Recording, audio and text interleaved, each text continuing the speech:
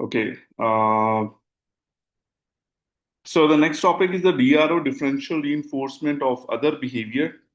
जैसे मैंने पहले भी बताया था कि DRO इज अ स्ट्रेटेजी जिसमें होता क्या है कि एक बिहेवियर है जिसको हमने टारगेट किया है, और उस टारगेटेड बिहेवियर को हम लोग रीइंफोर्स करते हैं। दूसरे बिहेवियर को, हर दूसरे बिहेवियर को रीइंफोर्स करते हैं जो टारगेटेड बिहेवियर नहीं है।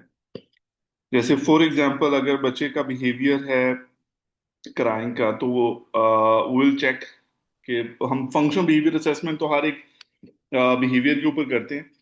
But the thing we do in the DRO is के we will ignore the crime, but we will appreciate all other behaviours. Like for example, sitting nicely है, ईटिंग नाइसली बिहेवियर है। अगर बच्चा बैठ के TV आराम से देख रहा है तो उसको भी हम रीइंफोर्स करते हैं। तो in short, reinforcing all other behaviors except the targeted behavior। ठीक है। अगर टारगेटेड बिहेवियर क्राइम बच्चा शो करता है because he wants the attention, तो हम अटेंशन एज अ रीइंफोर्सर यूज कर सकते हैं फॉर ऑल अदर बिहेवियर्स। ठीक है। इसी तरह से अगर स्केप है, अगर वो क्राइम से स्केप करना चाह रहा है, तो हम स्केप को एज अ रीइंफोर्सर यूज कर सकते हैं। इसी तरह से अगर टेंजिबल रीइंफोर्समेंट है, तो हम टेंजिबल रीइंफोर्सर एज अ रीइंफोर्सर यूज कर सकते हैं फॉर ऑल अदर बिहेवियर्स। ठीक है। तो फंक्शन फाइंड आउट करने का मकसद ये होता है कि हम रीइंफोर्समेंट कौन सी यूज करें। तो हमें पता चल जाता है कि अच्छा, ये जो टारगेटेड बिहेवियर है इसकी ये रीइंफोर्समेंट है, तो अदर बिहेवियर जितने भी हैं तो उन पे हम ये रीइंफोर्समेंट देना शुरू कर रहे हैं। तो रीइंफोर्समेंट देने का मकसद, differential reinforcement of other behaviour में यही है कि एक तो इससे बच्चा ऑल्टरनेट बिहेवियर सीखता है। इससे ऑल्टरनेट बिहेवियर, जो गुड बिहेवियर्स हैं, उनकी फ्रिक्वेंसी और ड्यूरेशन इंक्रीज होती है। और साथ ही साथ जो प्रॉब्लम बिहेवियर है, उस पे जब हम रीइंफोर्समेंट नहीं देते तो वो बिहेवियर पनिश होता है। ठीक है। सो इस तरह से हम बिहेवियर्स को मैनेज कर सकते हैं यूजिंग द DRO। रीइंफोर्समेंट भी मिलती जा रही, फंक्शन भी फुलफिल होता जा रहा है, और ऑल्टरनेट बिहेवियर पे मिलती जा रही, और प्रॉब्लम बिहेवियर पे हम रीइंफोर्समेंट नहीं दे रहे। अच्छा, इसको जब मैंने आपको रीइंफोर्समेंट के स्केड्यूल्स पढ़े थे, तो मैंने कहा था कि हम इसको अपने जो इंटरवल स्केड्यूल्स हैं, इन पे इनके साथ मिक्स कर सकते हैं।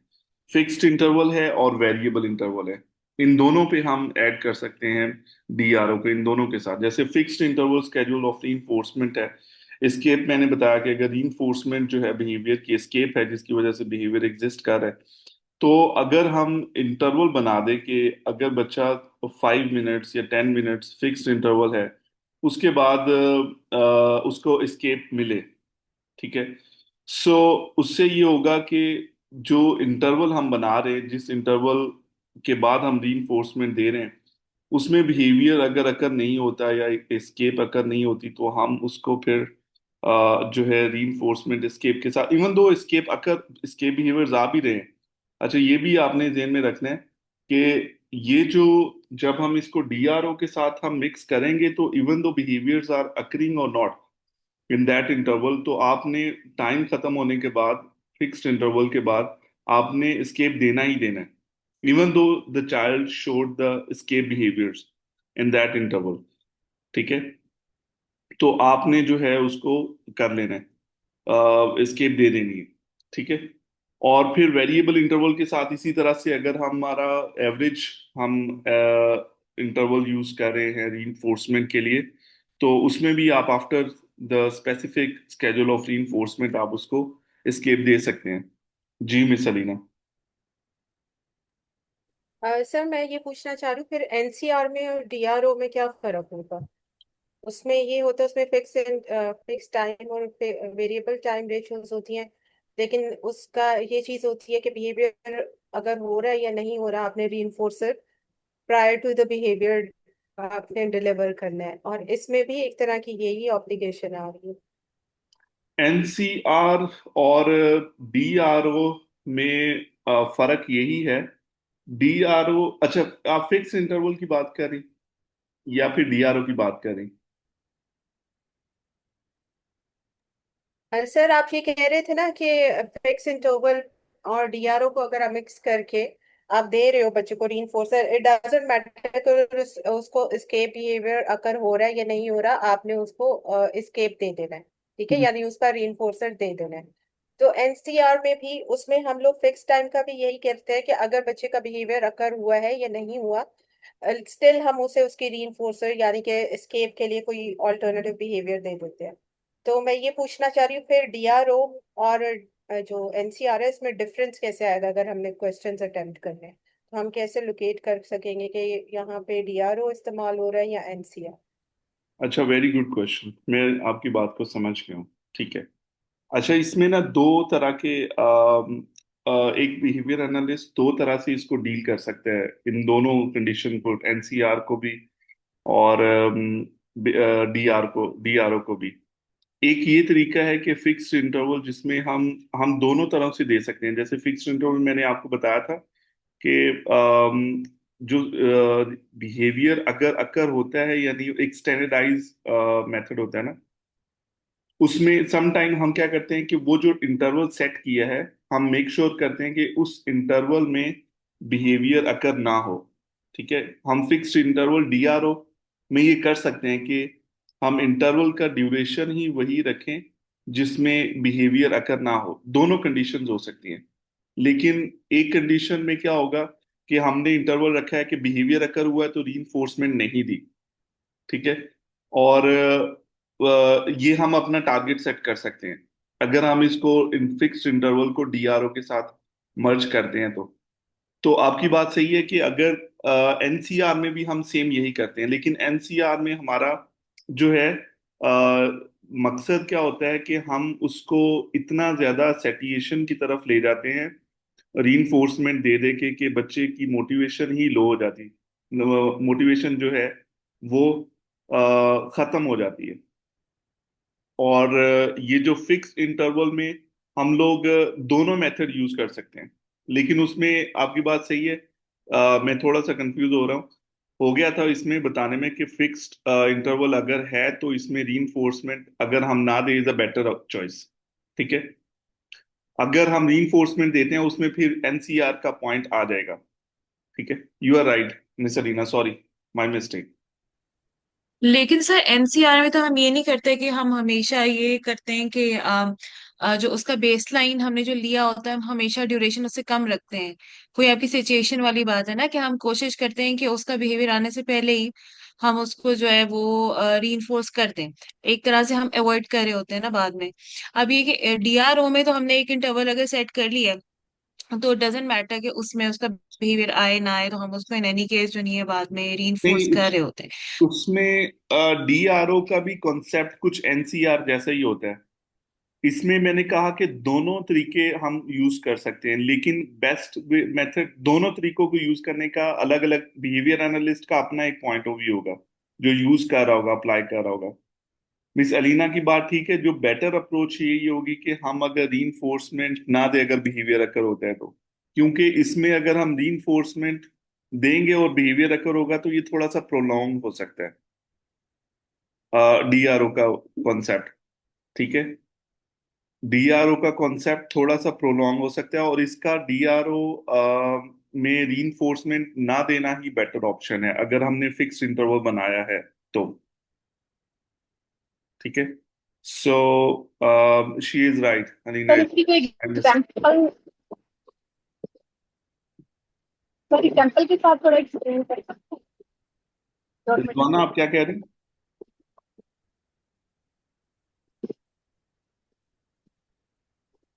सर एग्जाम्पल सर के बच्चों साथ को कोई मैंने कहा थोड़ा सा एग्जाम्पल। हाँ, इनको एग्जाम्पल इन मैं दे दोनों का देता डिफरेंस एक्सप्लेन कर सकते हैं हूँ, थोड़ा? मैं आपको बता देता हूँ। सर इन मैं कह दोनों रही हूँ एग्जाम्पल के साथ इनका। मैं एग्जाम्पल दे रहा हूँ। हेलो। मिस रिजवाना, मैं एग्जाम्पल दे रहा हूँ। जी सर। अच्छा, एग्जाम्पल डी आर ओ की इस तरह से होगी कि हमने अगर इंटरवल बना दिया है एक फिक्स्ड 10 मिनट्स का, कि 10 मिनट्स बच्चे का प्रॉब्लम बिहेवियर अकर नहीं होगा, तो उसमें फिर 10 मिनट्स एग्जैक्ट बिहेवियर अकर नहीं होना चाहिए। और फिर हम उसके बाद उसको स्केप दे दें। लाइक फॉर एग्जाम्पल बच्चे का थ्रोइंग बिहेवियर है कि बच्चा थ्रो करता है टू गेट द स्केप, और अगर वो थ्रो कर देता है तो उस इंटरवल में हम उसको स्केप नहीं देंगे। ठीक है। और अगर बिहेवियर अगर नहीं होता तो फिर हम उसको स्केप दे देंगे। एनसीआर में ये था कि हम रीइंफोर्समेंट देते हैं बिकॉज रीइंफोर्समेंट डिपेंडेंट नहीं है बिहेवियर के ऊपर। बिहेवियर अगर हो या ना हो हम रीइंफोर्समेंट देते हैं क्योंकि उसका जो ऑब्जेक्टिव है एनसीआर का, to satiation, satiate the behaviour, satisfy the behaviour, कि बिहेवियर अगर हो रहा है नहीं हो रहा है, रीइंफोर्समेंट उसको मिल रही है एक स्पेसिफिक टाइम के बाद, जिससे उसकी सेटिएशन हो जाती है, सेटिस्फेक्शन हो जाती है आफ्टर फ्यू आवर्स या आफ्टर फ्यू डेज, तो उसकी बच्चे की मोटिवेशन नहीं होती बिहेवियर अकर परफॉर्म करने की। ठीक है। तो जब मोटिवेशन नहीं होगी तो बिहेवियर्स नहीं आएंगे। तो एनसीआर का फंक्शन ये है। डीआरओ का फंक्शन है कि रीइंफोर्समेंट ना दी जाए अगर प्रॉब्लम बिहेवियर अगर अकर हो जाता है उस इंटरवल में, तो क्योंकि हमने अदर बिहेवियर्स को रीइंफोर्स करना है, ना कि प्रॉब्लम बिहेवियर्स को। जो टारगेटेड बिहेवियर अकर होगा उसमें हम इसको रीइंफोर्समेंट नहीं देंगे। अगर टारगेट बिहेवियर अकर हो जाता है उस इंटरवल में, जैसे 10 मिनट्स है उसमें थ्रोइंग बिहेवियर आ जाता है, तो हम 10 मिनट्स के बाद स्केप नहीं देंगे। ठीक है। और उसको ट्रायल को पॉजिटिव कर देंगे कि इस ट्रायल में प्रॉब्लम बिहेवियर अकर हुआ है, इस ट्रायल पे सॉरी इस इंटरवल पे प्रॉब्लम बिहेवियर अकर हुआ है, और इस इंटरवल पे हम रीइंफोर्समेंट नहीं देंगे। ठीक है। So this is the concept of DR and DR. तो इन शॉर्ट अगर हम बात करें तो एनसीआर बेसिकली जो है एक एक तरह का प्रोसीजर है जिसको हम फ्री रीइंफोर्समेंट कह सकते हैं। तो उसको रीइंफोर्समेंट अर्न करने के लिए कोई किसी तरह के स्पेसिफिक रिस्पॉन्स में चेंज बच्चे को लाने की जरूरत नहीं है। ठीक है। सो इसलिए हम we can say it's a free reinforcement for the child in NCR. But in DRO the child has to earn the reinforcement. ठीक है। By not engaging in the problem behaviour जो टारगेटेड बिहेवियर है। So in DRO, the child has to earn the reinforcement, and in NCR, the child does not need to earn the reinforcement. That's a free reinforcement. Yes, Suruj. Sir इसमें अब जैसे हम interval में अगर बीच में कहीं भी क्राइंग आए, क्या हम ऐसे कर सकते हैं जैसे आप कह रहे थे कि क्या ये एक कोई स्टैंडर्ड है या behaviour analyst to behaviour analyst ये वेरी कर सकता है कि हम उस पे जो नहीं टाइम सैम्पलिंग ऐसी लगाएं कि अगर मोमेंटरी लगा लें और हम कहेंगे अगर momentary and towards the end of the interval आपका बिहेवियर आ रहा है तो आप उसको रीइंफोर्स नहीं करेंगे, लेकिन इंटरवल 5 मिनट का है, पहले 1 मिनट में उसका बिहेवियर आया बाकी 4 मिनट में नहीं आया, तो आप उसको जो नहीं है इन द एंड रीइंफोर्स कर दें। तो क्या एक स्टैंडर्ड ही है कि अगर आपने 5 मिनट का इंटरवल रखा है तो आपने मेक श्योर करना है कि कोई भी उस 5 मिनट में बिहेवियर नहीं आ रहा बच्चे का और फिर आप उसको रीइंफोर्स कर रहे हैं, या फिर आप ऐसे कर सकते हैं कि अपनी टाइम सैम्पलिंग ऐसी रखें या अपना स्टैंडर्ड ऐसा रखें कि अच्छा चलो हम मोमेंटरी कर लेते हैं कि एंड पे आए तो आप उसको रीइंफोर्स ना करें ताकि बच्चे को ये ना लगे कि मेरे फॉरेन बिहेवियर के बाद मुझे रीइंफोर्समेंट मिल गई है, तो आप शुरू में कहीं आ जाए तो आप उसको रीइंफोर्स करते हैं। ये बेस्ट जजमेंट लेकिन ये होती है तो बिहेवियर रोज, एनालिस्ट की, या फिर ये स्टैंडर्ड ही है कि हमने पूरे इंटरवल में वी हैव टू इंश्योर कि the behaviour is not being reinforced. अच्छा, दिस लेकिन इज द रोज चॉइस उसमें ऑफ। डिफरेंट बिहेवियर्स होते हैं ना। मोमेंटरी टाइम सैम्पलिंग आप सिर्फ कंटिन्यूअस बिहेवियर्स के लिए यूज कर सकते हो। अगर कोई ऐसा बिहेवियर है जिसमें रेट की काउंटिंग करनी है, जो डिसकंटिन्यूअस बिहेवियर्स हैं, तो तब क्या करो? हाँ लेकिन एक चीज लेकिन आपको फॉर बता एग्जांपल बिहेवियर आपकी क्राइंग है ना, आप क्राई कर रहा है बच्चा, उस केस में लेट्स से मैं आपको थोड़ा गाइड क्राइंग फॉर करूँ। एस्केप। डीआरओ के साथ इंप्लीमेंट हो सकती है मोमेंट्री टाइम सैम्पलिंग मेथड्स भी। ठीक है। तो ऐसी बात नहीं है कि हम इसको मर्ज नहीं कर सकते, लेकिन ये बहुत ज्यादा रेयर केसेस में होता है या लेस कॉमन सिचुएशंस होती हैं जहां पे हमें डीआरओ के साथ मोमेंट्री टाइम सैम्पलिंग को मर्ज करना पड़े। ठीक है। लेस सिचुएशंस होती हैं।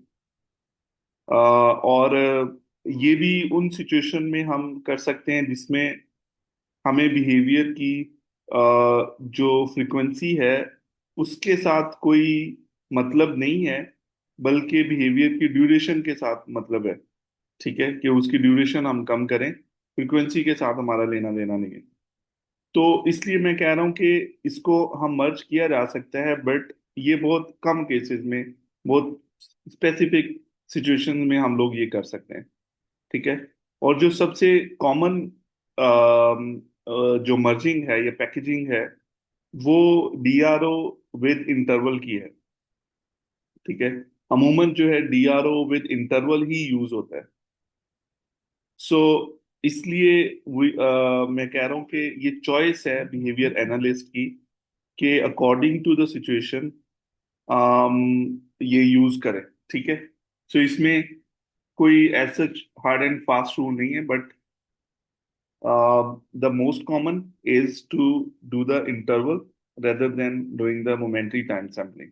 मोमेंट्री जो है उसमें भी जो था ना, आपने देखा होगा कि वो हम तब यूज करते हैं जब हमने सिर्फ बिहेवियर की एस्टिमेशन करनी है कि बिहेवियर आ रहे हैं या नहीं आ रहे। तो ये सिर्फ एस्टिमेशन के लिए। और या फिर मोमेंट्री तब भी यूज करते थे जब हमारे पास बहुत ज्यादा मल्टीपल टास्किंग है, तो जिसकी वजह से हम कंटिन्यूअसली एक ही टास्क के ऊपर फोकस नहीं कर सकते, तो इस वजह से भी हम मोमेंट्री कर रहे थे। तो देखा जाए, अगर बिहेवियर को खत्म करने की बात हो तो उसमें फिर डीआरओ के साथ मोमेंट्री को ऐड करना would not be a wise decision. Applicable है, but is not a wise decision. ये बहुत लेस कॉमन सिचुएशन में ही जो है वो यूज हो सकता है विद डीआरओ। ठीक है। सर उसमें हमने ये भी एक चीज पढ़ी थी ना कि उसके अंदर आप बिहेवियर को अंडर एस्टिमेट और ओवर एस्टिमेट दोनों कर सकते हैं मोमेंट्री टाइम सैम्पलिंग में। यस, तो वो भी दोनों। एक बहुत बड़ी रीजन है कि वो इसके साथ इम्प्लीमेंट ना ही किया जाए, तो आई गेस कि इट्स बेटर। एग्जैक्टली, एग्जैक्टली, बिल्कुल ऐसे ही है।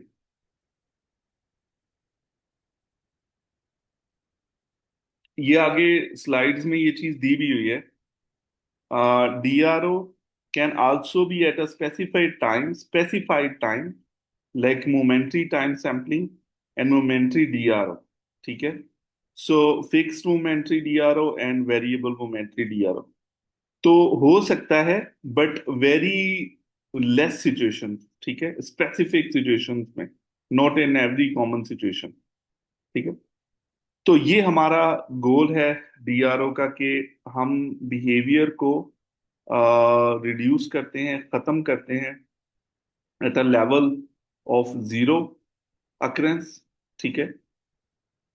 लिमिटेशंस क्या है डीआरओ की? Difficult to come into contact with stimulus reinforcement, behaviour में occur too frequently, only focuses on one topography, या इसकी ये कुछ लिमिटेशंस हैं जब हम डीआरओ यूज कर रहे होते हैं। तो कि अगर तो बिहेवियर बहुत ज्यादा फ्रिक्वेंटली अकर हो रहा है, तो फिर भी जो दूसरे बिहेवियर हैं उनको रीइंफोर्स करना थोड़ा मुश्किल हो जाता है।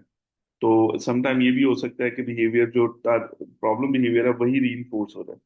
ठीक है। only focuses on one topography while focusing on hitting, there is no intervention for biting for the DRO। ठीक है। सो मीन्स के एक टोपोग्राफी वाला बिहेवियर है जो एक तरह से दिखाई देता है, उसी पे सिर्फ फोकस, क्योंकि मैंने आपको बताया कि हम इसमें फंक्शन को कम देख रहे होते हैं लेकिन टोपोग्राफी को ज्यादा देख रहे होते हैं। जिस टोपोग्राफी को हमने टारगेट किया हुआ है, जस्ट उसी को एट ए टाइम हम फोकस टारगेट कर रहे होते हैं।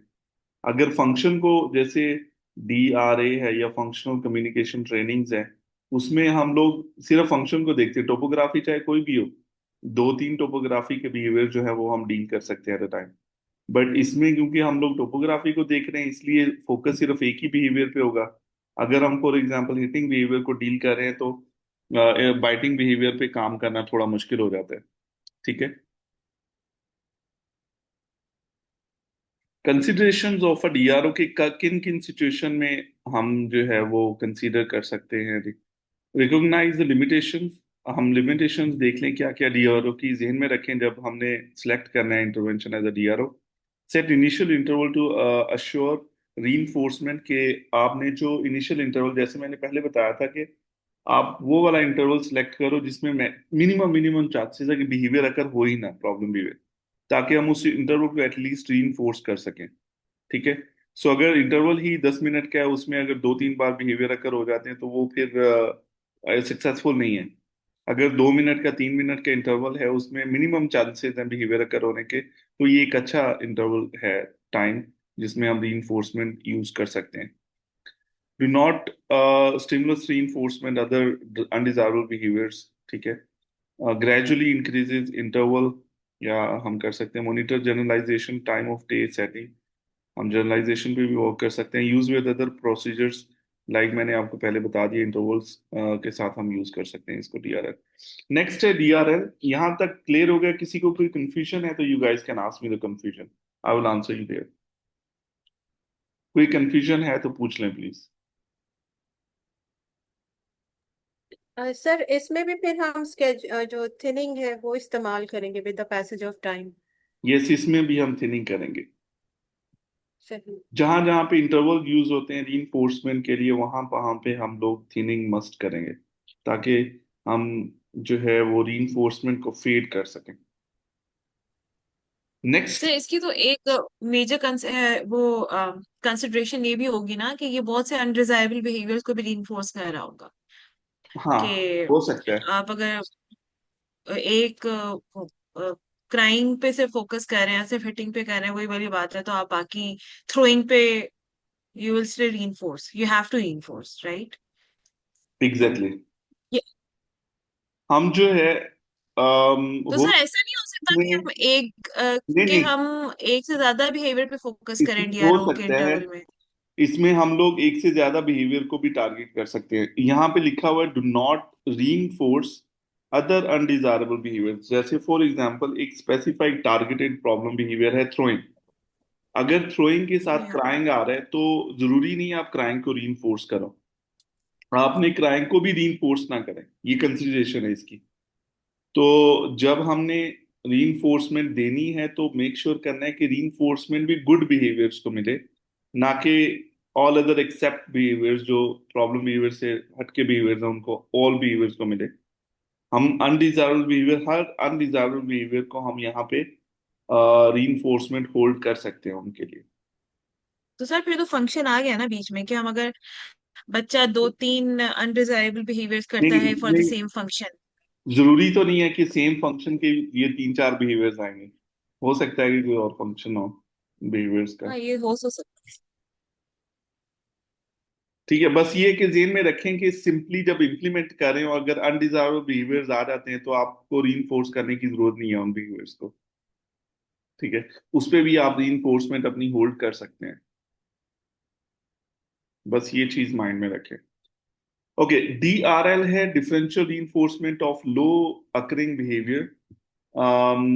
इसमें याद रखने की स्ट्रेटजी ये होती है कि लो अकरिंग बिहेवियर को सिर्फ हमने रीइंफोर्स करना है। दैट मीन्स कि हम उन बिहेवियर्स के साथ वर्क करें जिनकी अकरिंग ज्यादा है, जिनकी फ्रिक्वेंसी ज्यादा है।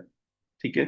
जैसे फॉर एग्जांपल आपने एक बिहेवियर टारगेट किया, ईटिंग बिहेवियर पे हम बात कर लेते हैं, कि बच्चा जो है वो बहुत ओवर ईट करता है, बहुत तेजी से खाता है, वो चबाता नहीं प्रॉपर तरीके से, और जल्दी जल्दी बस वो मुंह में निवाले डालता है और खाना खत्म कर देता है।